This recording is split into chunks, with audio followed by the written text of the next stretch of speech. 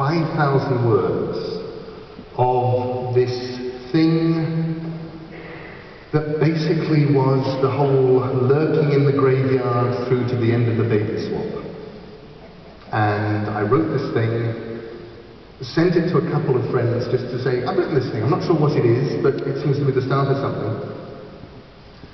And I wrote it about the same time as I started Sandman, and Sandman took over my life.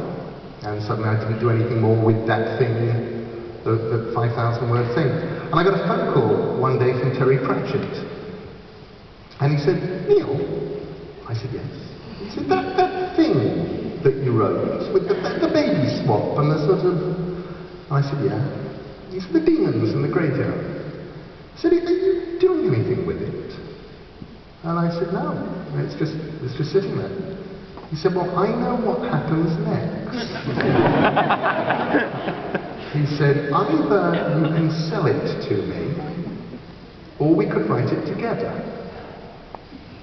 Which I felt was a bit like being invited by some sort of master furniture craftsman. Say, would you like to work on this chair? You know, you go, am I stupid? Of course I want to work on this.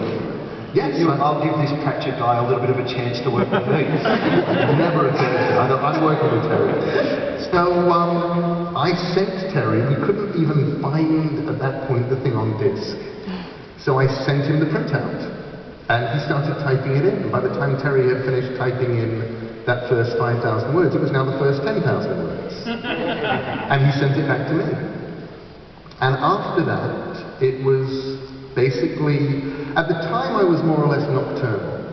These days I'm nowhere near as nocturnal as I used to be. But what would happen is I would get up at about midday, 1 o'clock in the afternoon, and the little light on my answer phone would be beeping, just flashing and beeping. And I'd go and press it, and there would be a message, and it would go, get up, you lazy bastard, I've just written a good bit. And I would phone Terry, and he would read me what he had written that morning. And then I would read him what I had written much, much earlier that morning. And then we'd make each other laugh. And we'd talk about what was going to happen next, and